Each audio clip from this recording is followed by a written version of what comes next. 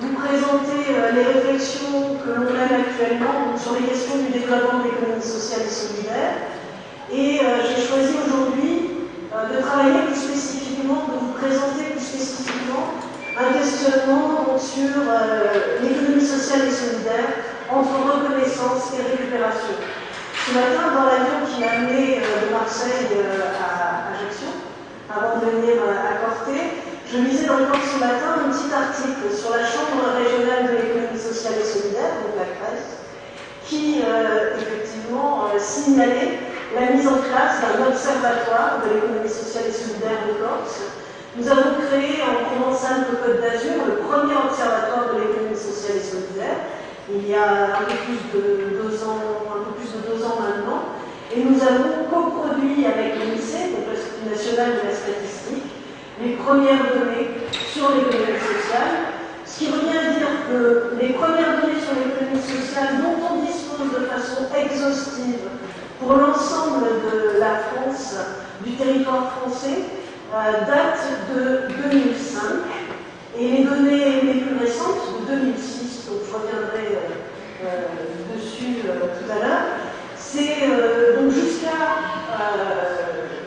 il y a 1 an et demi, nous n'avions pas de connaissance statistique du poids de ce que représentait ce qu'on appelle l'économie sociale et solidaire, c'est-à-dire les associations, les coopératives, les mutuelles, les fondations. Je reviendrai là encore dessus un peu plus tard.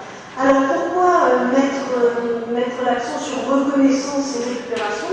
La reconnaissance parce qu'effectivement, on commence à mieux comptabiliser cette économie sociale, et qui dit compte dit visibilisation. Deuxième élément, parce que, comme souvent en période de crise, l'économie sociale et solidaire est présentée comme une possible opportunité de reprise d'entreprise, ce que les latino-américains appellent la récupération d'entreprise par les travailleurs. C'est présenté comme une opportunité de créer des emplois là où le capitalisme actionnarial en détruit, et c'est présenté comme un espace de création de liens sociaux au moment même où la crise détériore ce lien social avec des tensions sociales de plus en plus fortes. Donc, on voit d'ailleurs depuis quelques mois se succéder dans la presse des séries d'articles sur la question coopérative. Vous voyez aussi à la télé des choses sur les coopératives sur lesquelles on n'avait quasiment pas parlé jusqu'à maintenant, et qui encore, jusqu'à assez récemment, avaient plutôt une image vieillotte et désuète. Donc, reconnaissance parce que ça a une certaine modernité aujourd'hui, alors je répète dans ce contexte de crise, mais en même temps récupération parce que le capitalisme, dans toute sa splendeur aujourd'hui, en pleine période de crise, est en train de réinventer un positionnement social et de sortir ce qu'on appelle des termes autour de l'entreprise sociale, le business social. Et un groupe comme Veolia, pour ne pas le citer, a sorti son numéro de revue du mois de janvier sur Veolia, économie sociale et solidaire. Donc Veolia Environnement, entreprise capitaliste, sans que ce soit un problème, mais c'est une entreprise capitaliste, gérée avec un actionnariat avec des taux de rentabilité, des taux de rémunération des actions qui sont relativement importantes, etc. Donc on est vraiment dans une situation où on a une possible récupération, et la question c'est, l'économie sociale et solidaire finalement va-t-elle se dissoudre dans cette dimension de récupération par l'entreprise capitaliste classique?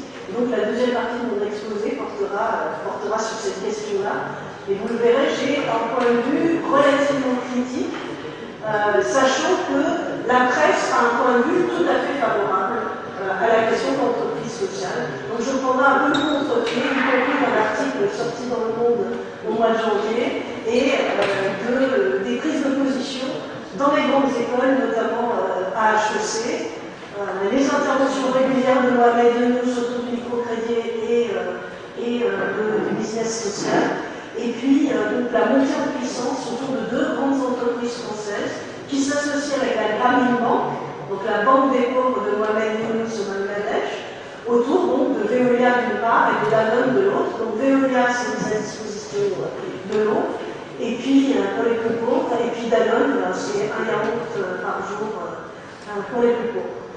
Donc voilà l'objet rapidement de mon intervention. Donc deux parties dans cette intervention. Je vais caractériser l'économie sociale et solidaire en tant que modèle organisationnel et entrepreneurial. Et puis je vais essayer de développer ces questions de tension, de contradiction entre donc, cette économie sociale et solidaire et le business social, donc les périls de l'entreprise sociale.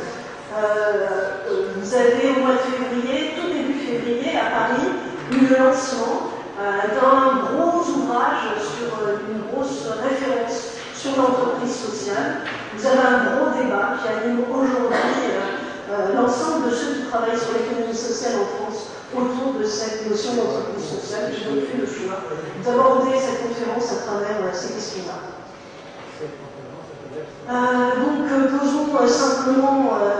Posons simplement le cadre.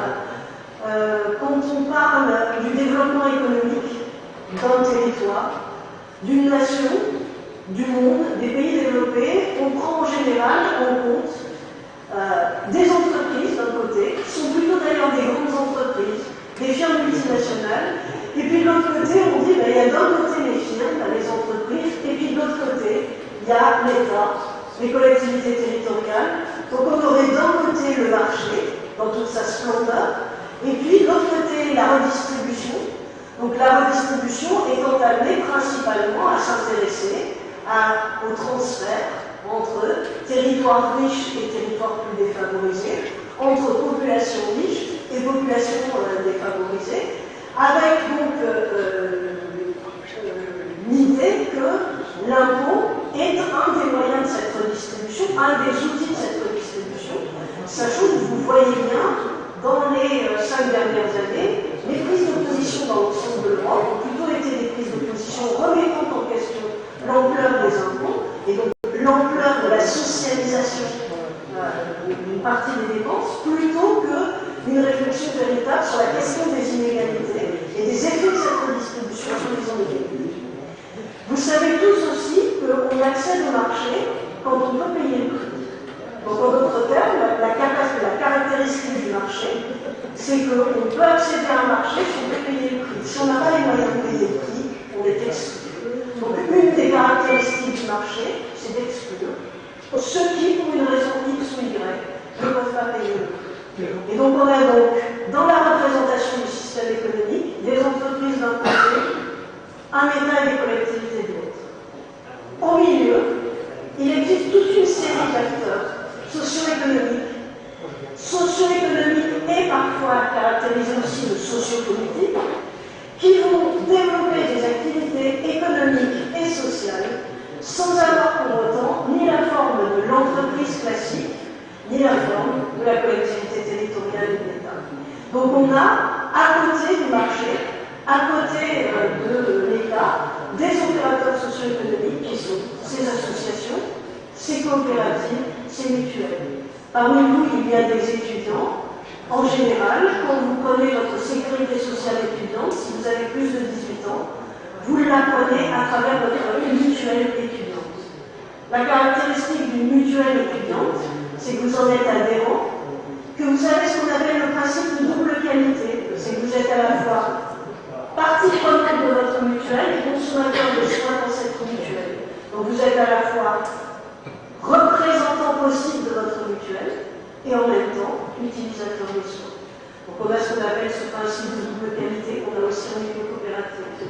Quand vous consommez du champagne, ce qui peut vous arriver de temps en temps au moment des fêtes, les 2 tiers du champagne sont produits par des entreprises coopératives. Donc des agriculteurs qui se sont associés pour le plus souvent commercialiser, pour faire la mise en bouteille, en commun d'une partie de leur champagne. La plupart du temps, les banques que vous avez à proximité de chez vous sont des banques coopératives. Le Crédit Agricole, le Crédit Mutuel, la Caisse d'épargne, le Crédit Coopératif. Vous pouvez aussi avoir participé à des actions de financement de l'activité économique en mettant de l'argent dans une structure qui s'appelle Crédit. qui s'appelle Ericoa au Pays Basque, donc une institution financière dont l'objectif est de financer l'appui à la création d'activités. On est toujours là dans le secteur de l'économie sociale et solidaire. Vous pouvez faire du sport dans une association sportive, aller dans une maison des jeunes et de la culture, aller écouter de la musique au Festival du Vent, en Haute-Corse. Vous êtes là toujours dans le champ de l'économie sociale et solidaire. Une personne sur deux en France est bénévole dans une association, donc participe à la vie d'une association sans forcément considérer d'ailleurs qu'elle est dans le champ de l'économie sociale et solidaire, mais en étant bénévole dans une association, de fait, elle appartient à ce champ de l'économie sociale et solidaire. Donc en fait, la plupart d'entre vous, de façon directe ou indirecte, participez à l'économie sociale et solidaire, soit parce que votre épargne ou votre compte courant est dans une banque coopérative, soit parce que les produits de consommation courante que vous utilisez sont produits dans des coopératives, soit parce que votre mutuelle de santé est coopérative, est une mutuelle, pardon, soit simplement parce que vous avez une assurance pour votre maison qui rentre dans le champ des mutuelles. Donc aujourd'hui, peu de gens le savent, mais beaucoup de gens la pratiquent. Donc cette méconnaissance pose aussi un problème de fait de reconnaissance. On est aussi, c'est juste pour cadrer, on est aussi dans un contexte de crise profonde du capitalisme, et on voit bien que même si tous les débats semblaient laisser supposer que la crise était derrière nous, en 1 an et demi nous aurions pu dépasser la crise, et nous nous rendons compte qu'effectivement elle n'est pas encore derrière nous, qu'un certain nombre d'organismes financiers sont fragiles, mais surtout un certain nombre d'États sont fragilisés. Et ils sont fragilisés pour 2 raisons. Ils sont fragilisés parce qu'ils ont des dépenses sociales ou des dépenses publiques relativement importantes. Ils sont fragilisés aussi parce que des marchés financiers, qui ont pourtant été à l'origine de la crise il y a 1 an et demi, continuent à jouer de façon spéculative contre les États. Et ce pas des États qui nous sont très éloignés, c'est des États qui sont juste à côté de chez nous. C'est la Grèce. Demain, ça risque d'être l'Espagne, le Portugal et l'Irlande. Rappelez-vous simplement, il y a 5 ans en arrière, tout le monde parlait du miracle espagnol, du miracle irlandais, de la nécessaire mobilité des hommes vers l'Irlande pour accéder à l'activité, à l'emploi, etc. On voit bien comment ces modèles sont fragiles dès le moment où, sur les marchés financiers, circulent tous les jours l'équivalent, un peu plus de l'équivalent du PIB annuel de la France. On ne parle des grands chiffres, simplement. Ce que la France produit annuellement, ce qui est sa production annuelle, sa richesse officielle annuelle, eh bien, circule, un peu plus que ça, circule tous les jours sur les marchés financiers pour chercher une rentabilité rapide, à court terme, et va effectivement jouer des stratégies de spéculation contre certains États. Donc, dans un contexte de crise économique, on se rend compte que finalement, on remet en avant ces formes économiques entrepreneuriales spécifiques qui sont celles de l'économie sociale et solidaire, et on se rend compte qu'en même temps, les entreprises réaffichent à la fois leur responsabilité sociale, elles réaffichent dans le même mouvement une mobilisation sur les questions sociales.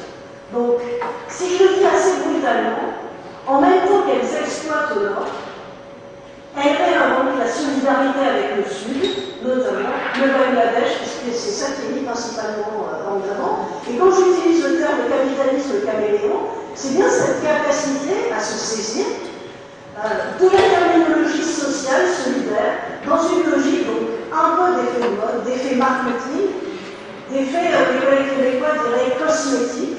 Donc on habille différemment le capitalisme sans véritablement le transformer. Et donc en même temps, il y a effectivement un autre modèle d'entreprendre existe.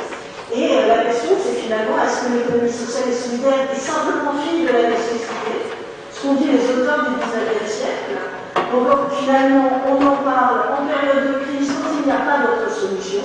Ou est-ce que finalement, c'est plus fondamentalement une composante indispensable de ce que l'on peut appeler une économie plurielle, c'est-à-dire une économie articulant État, entreprise et économie sociale et solidaire.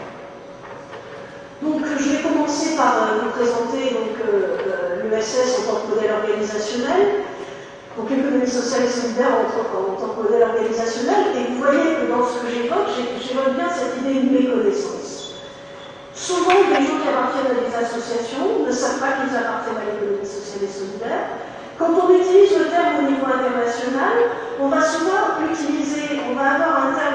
revanche et qui ne dit pas la même chose. En Allemagne, on va parler de l'économie sociale du marché. L'économie sociale de marché, ce n'est pas l'économie sociale dont je parle. L'économie sociale de marché, c'est marché plus redistribution. Donc c'est le modèle d'État-providence, si vous voulez, pour reprendre le vocabulaire français. Dans d'autres pays, on va parler de non-profit. Donc dans le modèle anglo-saxon, on va mettre en évidence que l'économie sociale et solidaire, c'est les organisations qui ne font pas de profit, qui sont non-profit. En même temps, si vous prenez une coopérative, elle peut faire du profit. Une mutuelle, elle peut faire du profit. La question, c'est à quoi lui sert le profit? Comment elle le réaffecte? Est-ce que le profit rémunère des actionnaires? Ou est-ce que le profit sert à améliorer les fonctionnements, la qualité du service, éventuellement le travail réalisé à l'intérieur? Et donc, quand on dit non-profit, on renvoie plutôt au modèle anglo-saxon, donc ça des choses qu'on va trouver aux États-Unis et en Angleterre, qui sont ces associations caritatives, ce qu'on appelle aussi des charities, du terme charité. Donc, ces associations caritatives, ces grandes fondations, on commence à voir se développer en France de manière plus récente, qui vont donc intervenir, mais vraiment dans des logiques qui ne sont pas des logiques entrepreneuriales, mais purement des logiques d'intervention sociale. Donc, non-profit, ça ne couvre pas ce qu'on appelle l'économie sociale à la française, l'économie sociale et solidaire. Économie sociale de marché, ça ne couvre pas non plus la même dimension. Et donc, une des difficultés, c'est d'essayer de passer, de parler de la même chose au niveau européen. Alors, on va souvent parler de troisième secteur. Voir Jacques Delors, quand il était président de la Commission des communautés européennes, parler, par exemple, de tiers secteur d'utilité sociale. Ça a été aussi repris par Alain Miquel ensuite. Les Verts, en général, sur les liens politiques, ils peuvent utiliser assez facilement ce terme.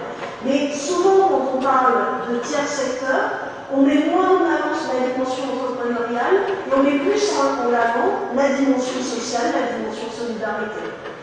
Méconnaissance aussi parce qu'en général, l'économie sociale, elle est éclatée en deux.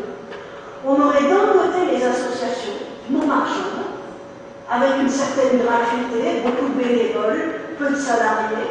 Et puis de l'autre côté, on aurait des entreprises coopératives, mutualistes. C'est vrai que le Crédit Agricole s'apparente largement à une grosse entreprise et que, effectivement, on va mettre d'un côté celui de l'ordre du non-marchand, qui apparaît comme associatif, avec beaucoup de réciprocité dans l'engagement bénévole, et puis de l'autre côté, plus on va séparer le volet plus marchand, plus entrepreneurial. Au niveau européen, ça donne la chose suivante. La DG5, la Direction Générale 5, qui concerne le social, l'emploi, la cohésion sociale, s'occupe des associations. La DG2, qui s'occupe des entreprises, prend en compte les coopératives et les mutuelles. Donc on a un éclatement au niveau européen, quand on aborde la question de l'économie sociale et solidaire, entre ce qui est de l'ordre de l'entreprise, mais qui est pris comme une entreprise, dont on ne fait pas la différence statutaire, dont on ne fait pas la différence de fonctionnement, et puis de l'autre côté, ce qui est de l'ordre de l'association, l'association étant liée à emploi, solidarité, cohésion sociale. Et donc on a finalement, d'un côté, on revient à la dichotomie que j'évoquais, d'un côté logique de l'entreprise, de l'autre côté, logique de l'État. Donc, premier constat, on connaît peu, c'est difficile de se parler d'économie sociale au niveau européen. Vous êtes presque tous, vous appartenez presque tous à l'économie sociale et solidaire, mais vous ne le savez pas. Donc, une économie qui n'aime pas beaucoup parler d'elle et qui a longtemps fonctionné autour de l'idée que vivons cachés pour vivre heureux, et plus on fait apparaître une spécificité statutaire, plus l'État risque de les remettre en question. Donc, partant de là, peu étonnant qu'on ne se connaisse pas et qu'on ait du mal à parler de ce que c'est. Alors, les statuts juridiques, donc l'économie sociale, c'est 4 statuts juridiques. 3 statuts historiques qu'on trouve dès la fin du XIXe siècle, des associations, loi 1901 en France, des coopératives. Les premières coopératives émergent dans la deuxième moitié du XIXe siècle. Elles se développent au début du XXe, explosent dans le second XXe siècle, mais on trouve des traces de coopératives dans les années 1750 en Angleterre. Donc l'Angleterre invente le modèle coopératif bien avant la France, et autour de stratégies de mise en commun d'une activité économique et de construction fonction de l'activité économique et de l'engagement social en même temps. Les mutuelles émergent au XIXe siècle aussi. C'est d'ailleurs les mutuelles qui vont héberger dans un premier temps les syndicats. C'est le seul endroit où on a le droit de se réunir à plusieurs. Je vous rappelle, hein, en France, longtemps, nous n'avons pas eu le droit de nous réunir. D'accord? La loi Le Chapelier a interdit cette opportunité de réunion. Le seul endroit où on pouvait se réunir, c'était les mutuelles. Les mutuelles ont hébergé dans un premier temps les syndicats, etc. Puis ensuite, elles ont pris leur distance dans la première moitié du XXe siècle avec les syndicats. Et puis, dernière arrivée dans le champ de l'économie sociale et solidaire, on n'est pas tous d'accord sur le fait de les rentrer ou pas.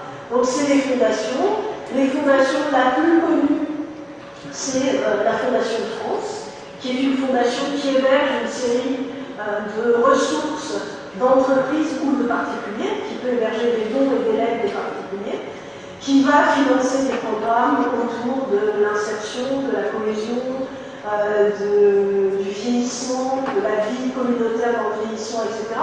Mais depuis le début des années 2000, on a vu se développer d'autres types de fondations qui sont des fondations d'entreprise. Alors si je fais simple sans rentrer dans les détails, le grand intérêt d'une fondation d'entreprise, c'est que l'argent qu'une entreprise met dans sa fondation est défiscalisé pour un montant de 60%. Donc l'intérêt de créer une fondation pour une entreprise, c'est défiscaliser une partie de ses excédents et en même temps de faire le choix de financement d'activités spécifiques. Alors par exemple, là encore pour renvoyer à des choses que vous avez peut-être pu voir, si vous allez voir le film Océan, donc qui revendique la question environnementale, eh bien vous regardez que dans le financement du film Océan, vous avez une série de fondations, dont la Fondation Total. Je vous laisse réfléchir sur la double casquette de Total, qui à la fois est un des principaux pollueurs des océans, et en même temps vient financer un film qui n'existerait pas autrement, bien entendu. Et donc, à travers ces fondations, dans l'intérêt, après ça peut être une poignée de main gagnant-gagnant, l'entreprise trouve un moyen de défiscaliser, d'apporter quand même un minimum de bonne conscience, et puis de l'autre côté, un certain nombre d'activités ne trouvent leur financement que parce que ces fondations existent, et aujourd'hui un certain nombre d'associations ne sont financées que parce qu'il y a des fondations derrière qui peuvent financer ces activités-là.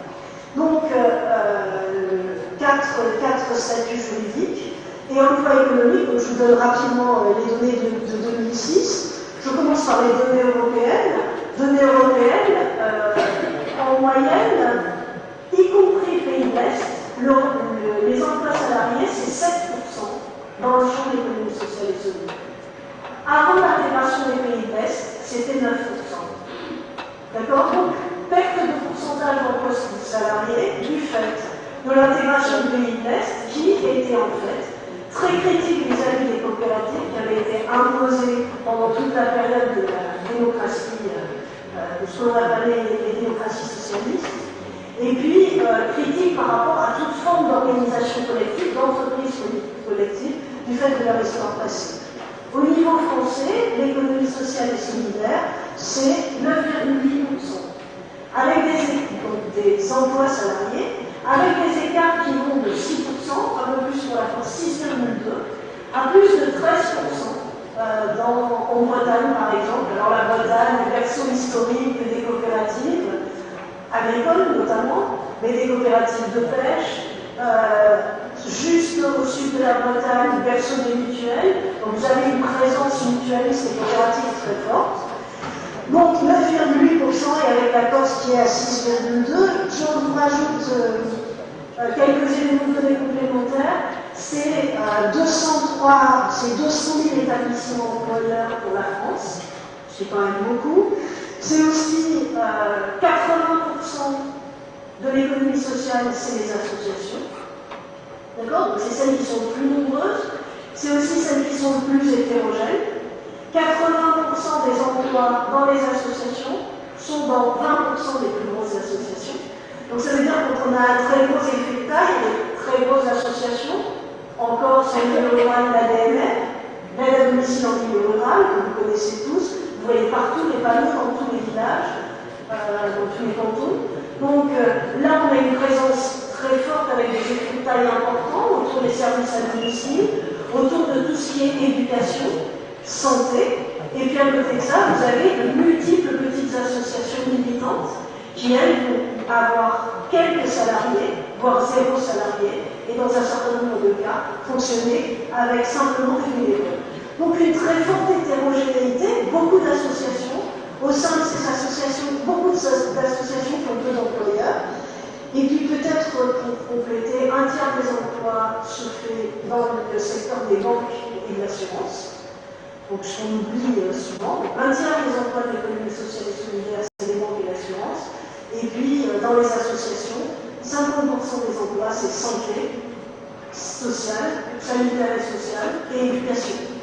Donc association plutôt sociale et coopérative, on retrouve bien finance, banque et finance. Et puis pour compléter ce panorama, 95% des emplois sont dans le secteur tertiaire, donc dans le secteur des services.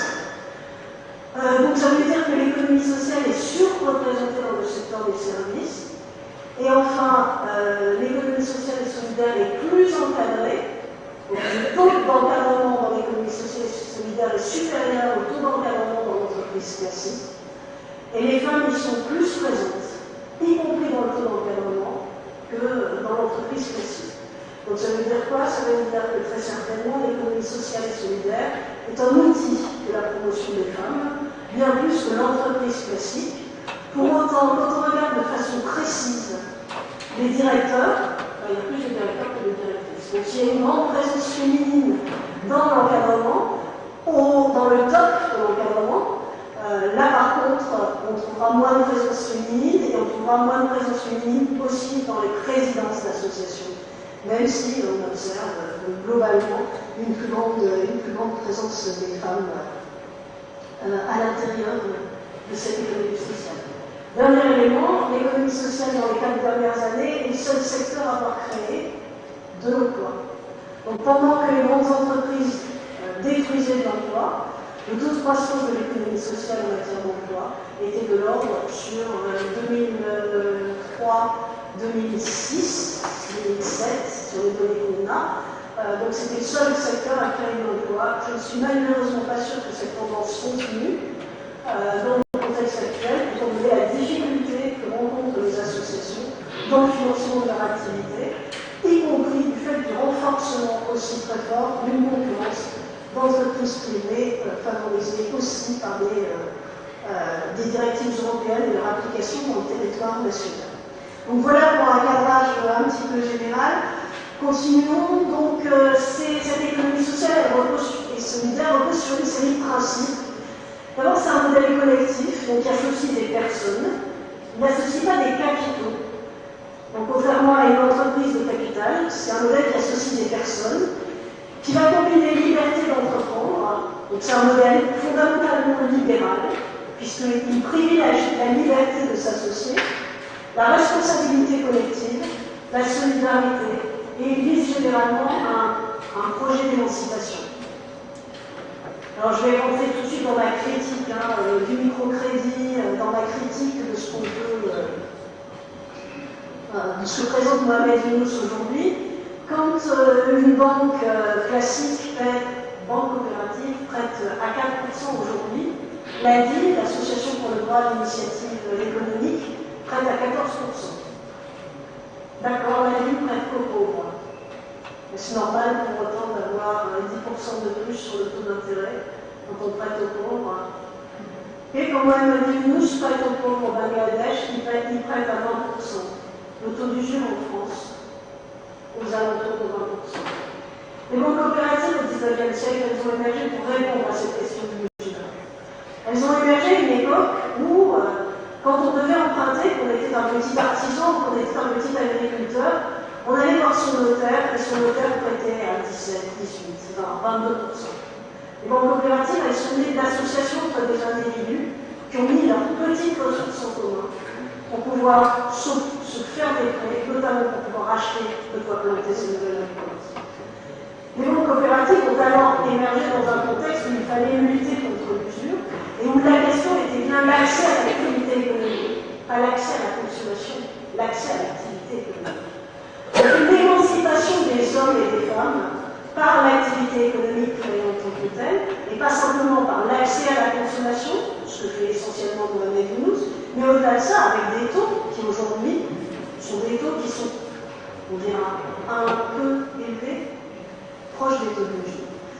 Donc, projet d'émancipation central dans l'économie sociale et modèle collectif. C'est aussi un modèle de démocratie économique. Alors, qu'est-ce que c'est la démocratie économique? C'est la même chose que la démocratie sociale.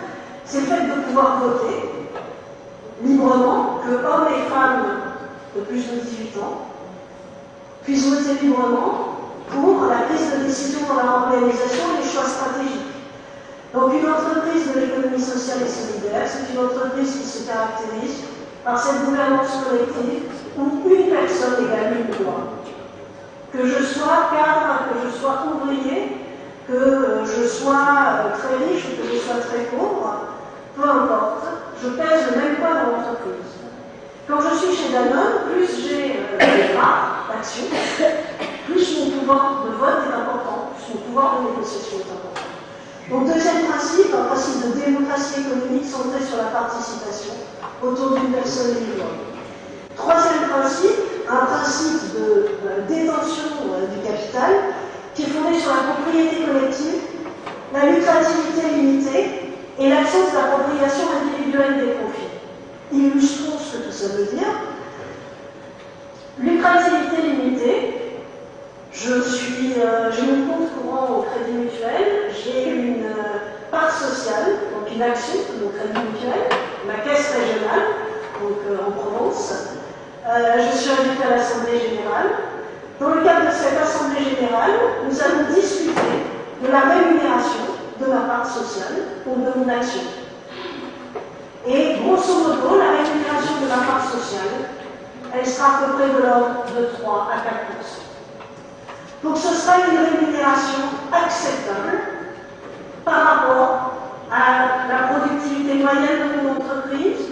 Donc je vais discuter de la rémunération de mon action, mais au-delà de ça, je vais discuter du partage de la valeur dans mon entreprise, et notamment réfléchir à ce partage autour des principes du 1 tiers, 1 tiers, 1 tiers, 1 tiers pour les salariés, 1 tiers pour l'amélioration du service et 1 tiers pour l'entreprise en tant que telle.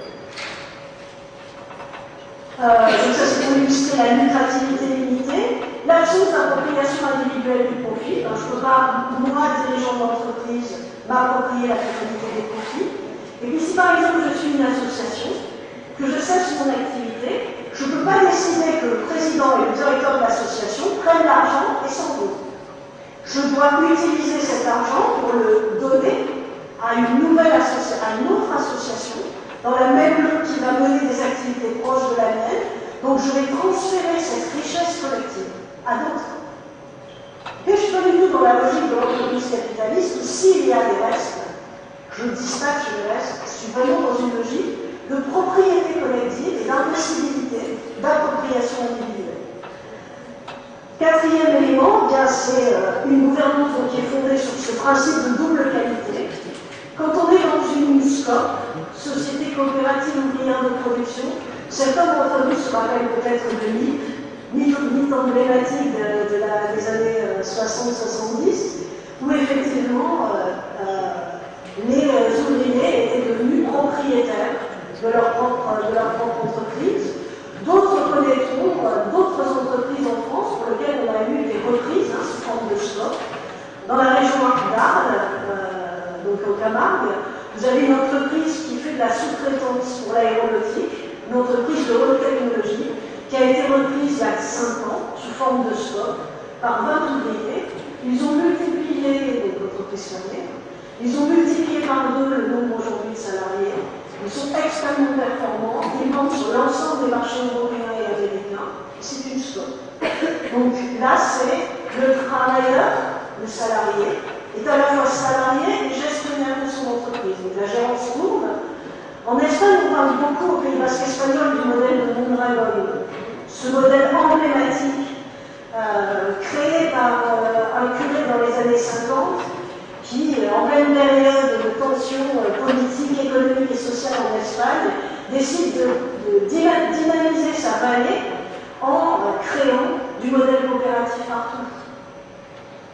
Mondragon représente un mythe en Europe sur une organisation intégralement coopérative et une entreprise comme Brandt, Frigo, etc., a été reprise par le groupe Mondragon quand elle a fait faillite. Alors la critique qu'on donne souvent à ce groupe basque, c'est de dire ils fonctionnent en coopérative dans leur territoire, par contre dès qu'ils sortent de leur territoire, ils font de l'entreprise capitaliste. C'est un peu vrai, mais c'est vrai que le statut de coopérative européenne n'a que 3 ans d'existence et que jusqu'à maintenant, créer une coopérative ailleurs, c'était adopter le statut du pays en question, mais du coup c'était relativement compliqué et c'était plus compliqué parce que c'est ça l'est aujourd'hui, pour autant ils continuent à créer des entreprises classiques à l'extérieur, donc ça ne résout pas tout à fait le problème. Mais néanmoins, on a bien cette idée de travailler et gérer dans une scope. C'est aussi donc des coopératives de consommation qui peuvent, par exemple, faire que, je sais pas, vous êtes adhérent de Biocoop, des magasins bio, eh bien, vous payez un peu moins cher le prix des produits si vous êtes adhérent que si vous n'êtes pas adhérent. Si vous êtes adhérent d'une société coopérative agricole, par exemple, pour du matériel, pour l'équipement, eh bien, vous payez un peu moins cher ce prix. Quand on est au Canada, on s'équipe en matériel de montagne dans des coopératives de matériel de montagne. Et effectivement, si vous êtes adhérent à la coopérative, vous êtes obligé d'être adhérent à la coopérative pour pouvoir consommer dans ces magasins. Donc vous allez payer 10 € d'adhésion ou 15 € d'adhésion. Et ça vous permet de consommer dans ce type de magasin où il y a un très bon rapport qualité-prix. Et puis, donc, c'est consommer et gérer. Puis, dans un certain nombre de cas, vous êtes militant d'une association. À la fois, vous êtes usager de l'association. Vous faites du sport, vous allez faire des loisirs dans une association. Et en même temps, vous assumez, vous êtes administrateur de cette association. Donc, c'est ce fameux principe de double qualité. Dans l'économie capitaliste, le seul endroit où on voit apparaître un peu de double qualité, c'est autour des modèles de participation, quand les salariés peuvent devenir actionnaires d'une partie du capital de l'entreprise. En général, la part de l'actionnariat est telle qu'en fait, ça vous donne droit à la rémunération, mais pas de la participation véritable. Donc, on a participation au capital possible, mais en représentant une part tellement infime que vous ne pouvez pas agir, que vous n'avez pas de pouvoir suffisant, ou alors il faudrait faire des coalitions de petits opérateurs pour pouvoir peser sur la marge de l'entreprise. Donc, 4 grands principes au fondement de ce principe démocratique, ce principe de lucrativité limitée, double qualité, puis cette dimension collective de solidarité et de projet d'émancipation, qui va se traduire d'un point de vue économique de la manière suivante. Dans la fonction de production, dans ce qu'on mobilise pour produire, on associe du capital, du travail, et dans le travail, on prend en compte des ressources bénévoles, gratuites, et des ressources de travail rémunérées. Donc la caractéristique, c'est d'articuler des ressources issues du marché, marchandes, des ressources non marchandes, éventuellement de l'aide, et puis des ressources non monétaires. Le non monétaire, c'est donc le bénévolat, etc. Donc on est bénévole, bien quand on est président d'une association, des bénévoles qu'on rémunérés. On peut avoir des déplacements indemnisés, on peut avoir des frais de repas indemnisés, mais on n'est pas payé pour être président. De la même manière, quand on est administrateur de sa banque coopérative, on n'a pas de jeton de présence. Mais comme vous savez qu'en France, 10% des administrateurs se retrouvent dans tous les grands groupes français.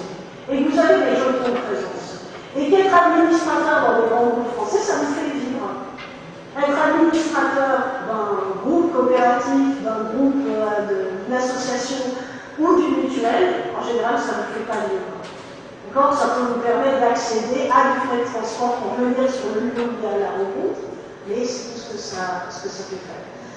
Donc, premier élément, dans la fonction de production, on va coproduire. On ne va pas décider ce qu'on produit à la place des autres, on va coproduire avec les usagers, avec l'ensemble des parties prenantes, et souvent on va coproduire dans le territoire, avec un ancrage territorial. La DMR en Corse, ce n'est pas la DMR en PACA. C'est la même structure. Mais le modèle de production de la DMR n'est pas tout à fait pareil ici. Pourquoi? Parce que le territoire n'est pas tout à fait pareil.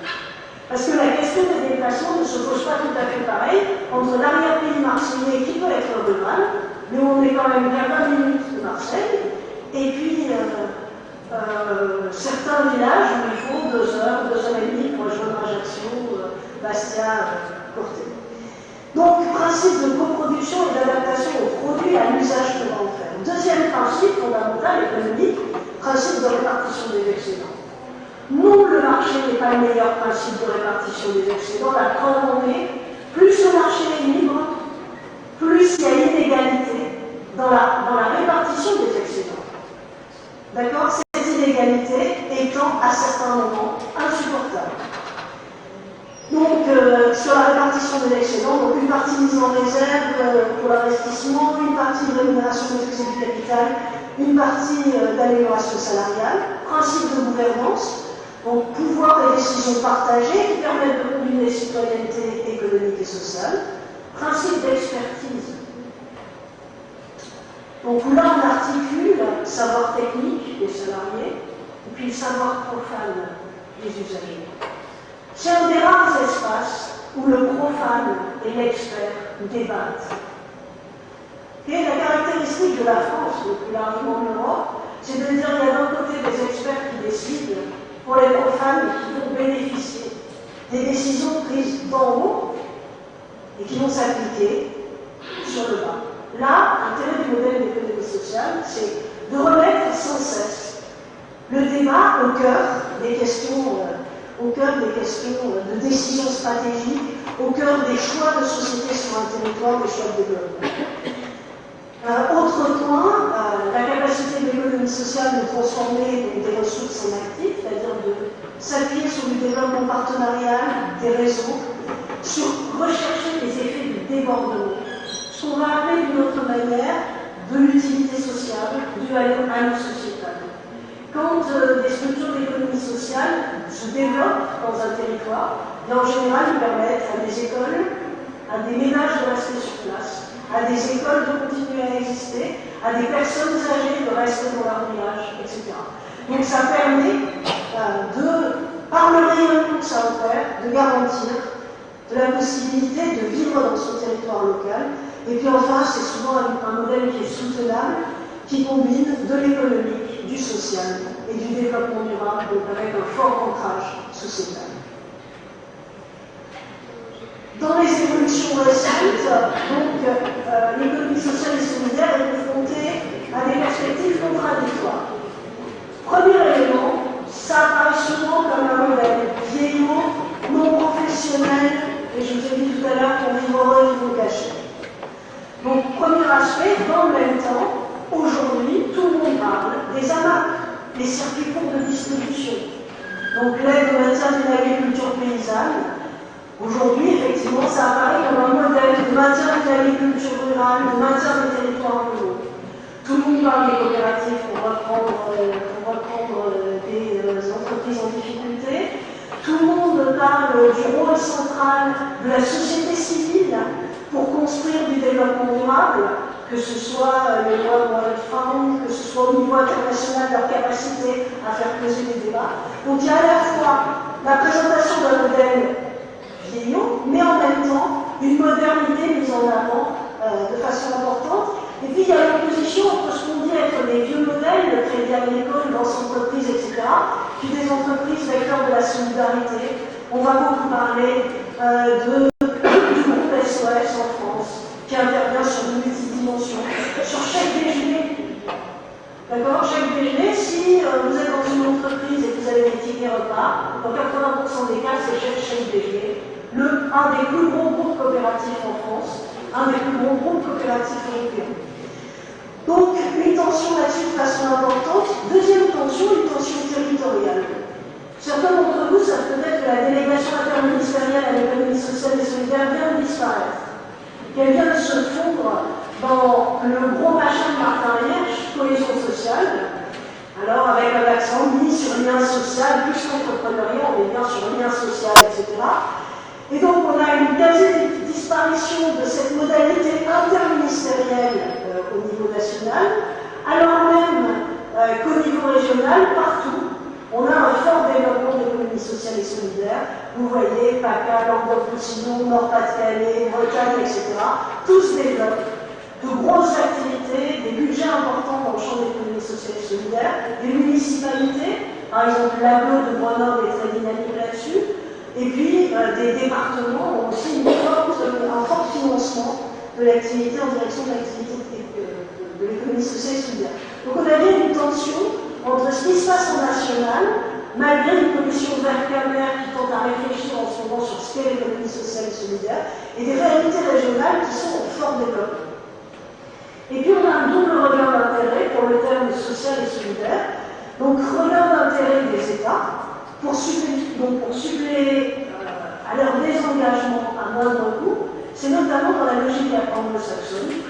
Les Anglais, dans le gouvernement actuel, sont très favorables au développement de l'économie solidaire, simplement pour prendre le relais du désengagement de l'État en matière de cohésion sociale. Donc là, on est dans des logiques de nouveau management public. Donc l'État va mettre en concurrence des organisations pour produire du service social à moindre coût. C'est ce qu'on voit aussi se développer en France de plus en plus.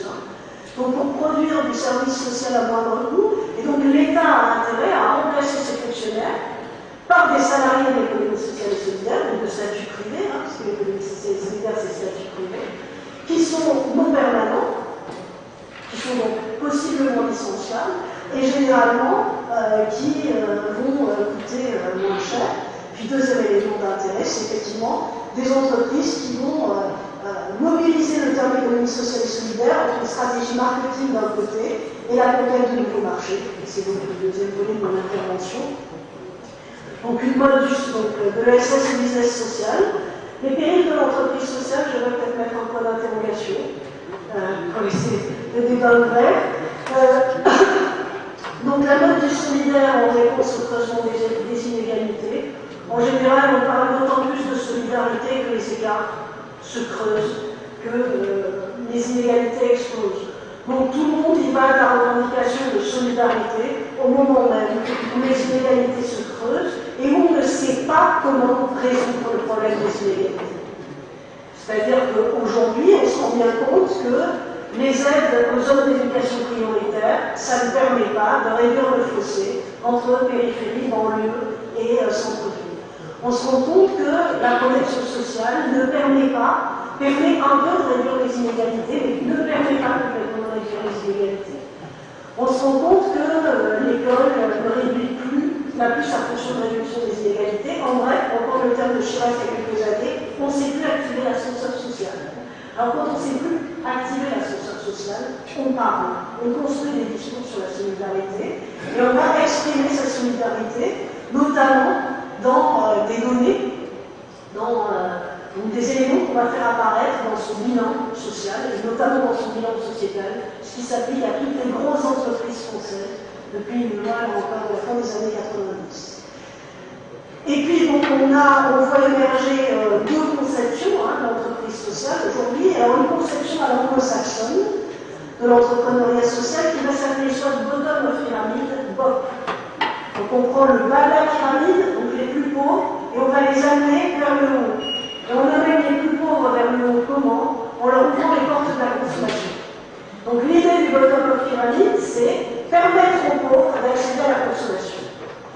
Donc, non pas par la redistribution, en donnant des aides, mais en allant produire à bas prix ou avec l'appui du microcrédit dans un certain nombre de pays. Donc l'idée du bottom of pyramide, on va développer dans des modèles américains depuis le milieu des années 80, c'est pas Yunus qui l'a inventé, milieu des années 80, c'est comment ouvrir de nouveaux marchés.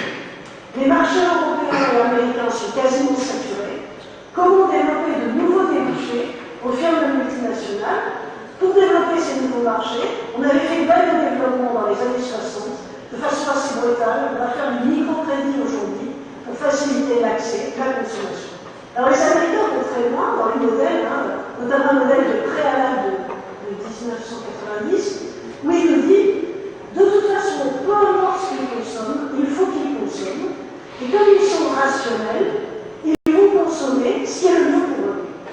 Et qu'ils consomment de la télé ou des yaourts, c'est parfait. Ils ont opéré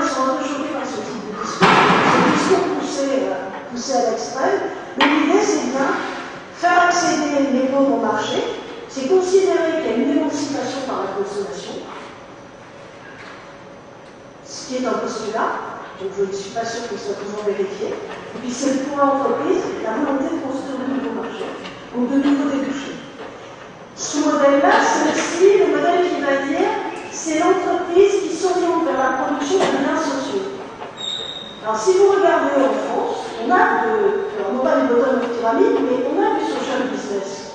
Quand vous avez des boîtes privées lucratives qui rentrent sur le marché du service à domicile, on voit Borloo, 2005, qui ouvre les services à domicile, services de proximité, à l'ensemble des opérateurs, que vous soyez publics, privés lucratifs ou privés non lucratifs. Historiquement, il n'y avait que du public et du non lucratif. Donc la loi de Borloo de 2005 ouvre la possibilité de mise en concurrence du secteur privé lucratif avec du non lucratif. Le privé lucratif va dire je fais du social business. Mon activité se déroule en direction de gens rencontrant des besoins. Donc je suis dans du social business, je suis dans l'entreprise sociale. Dans ce cas-là, la définition d'entreprise sociale, c'est l'entreprise qui va répondre à des besoins. C'est très large. Toute entreprise répond à un besoin. Essentiel ou pas, c'est compliqué d'y répondre. Mais par contre, toute entreprise répond à un besoin, d'autant plus si elle a une bonne stratégie marketing, qu'elle sait créer le besoin, en même temps qu'elle crée son produit.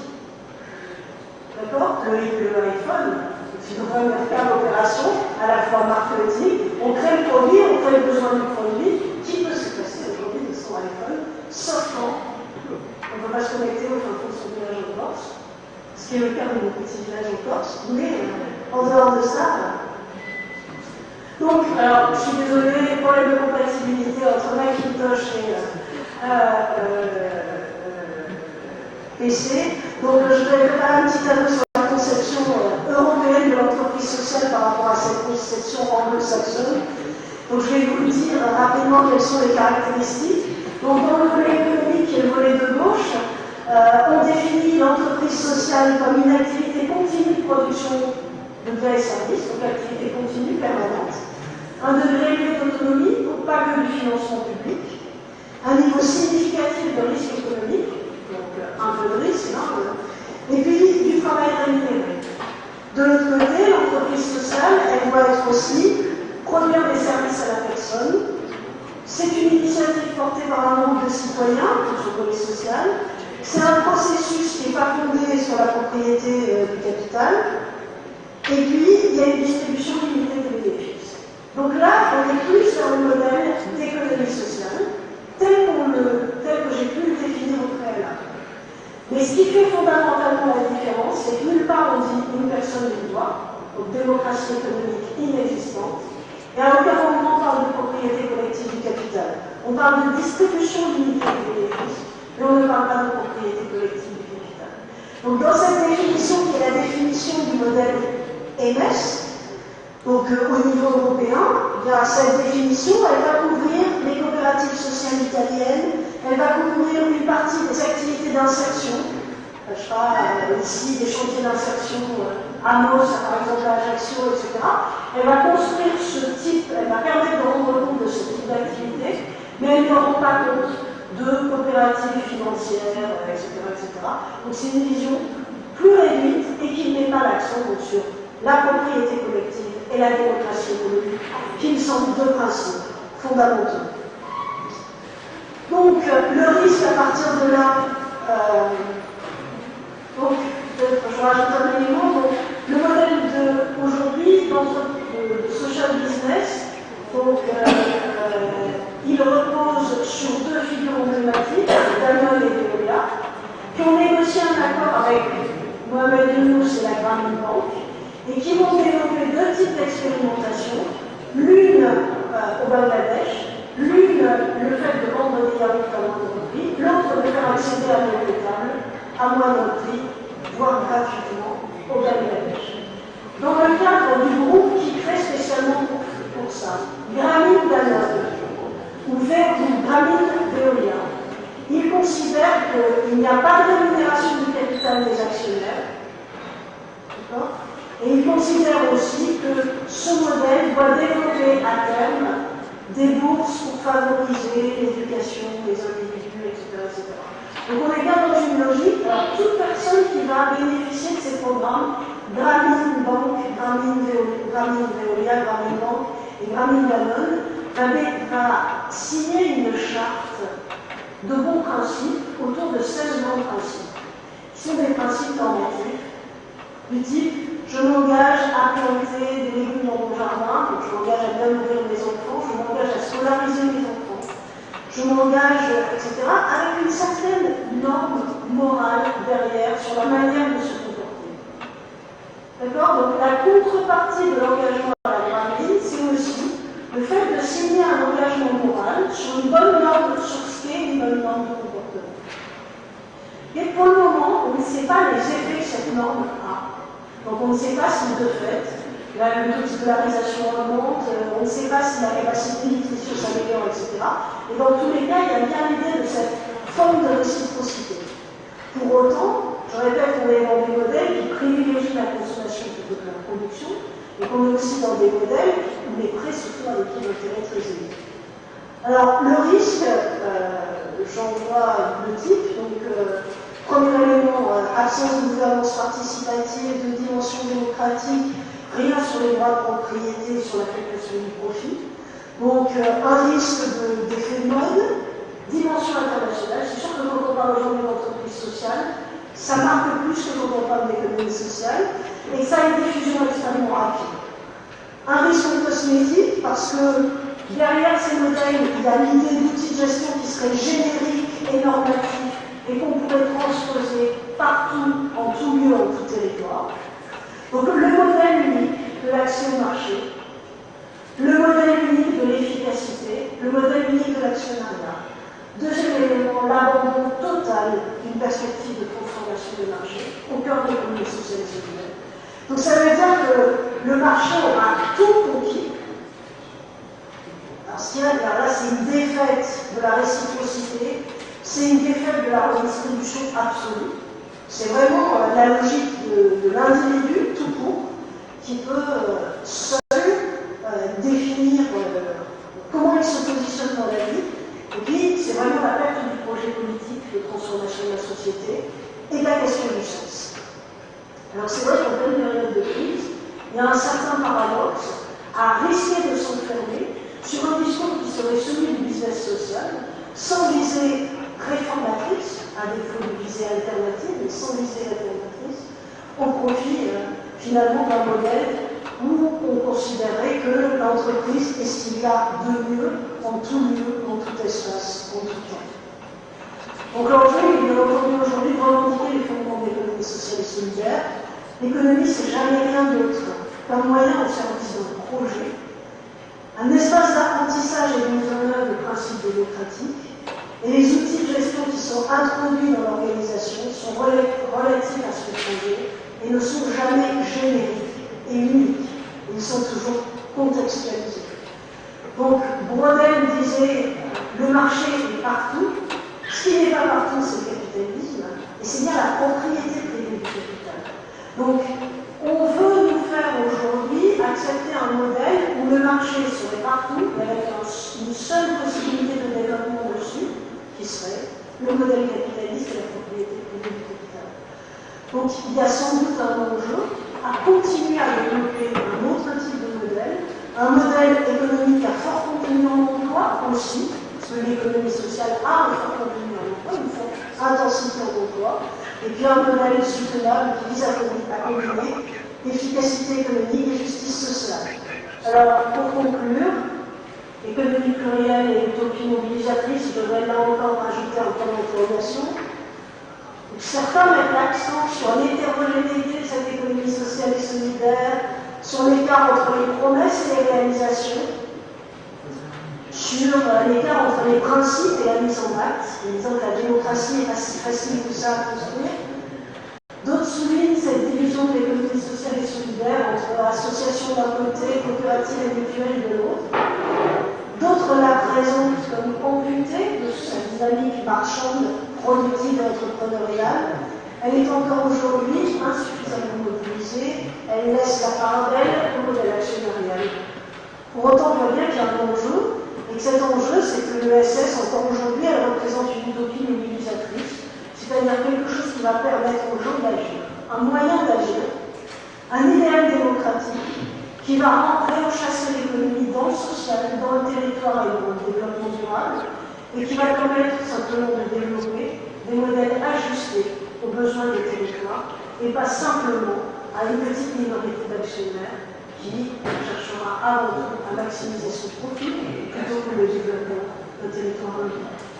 Donc il ne me semble pas qu'on puisse accepter durablement un modèle qui, certes, a une certaine efficacité économique, mais au prix de la misérabilisation d'une partie importante d'entre nous, des jeunes, des plus âgés, d'une extension de la pauvreté qui, dans un certain nombre de cas, s'apparente à ce qu'on voyait au niveau du XIXe siècle, quand on lit des documents sur le paupérisme et sur la situation de pauvreté de la classe laborieuse, à l'époque on appelait ça la classe laborieuse.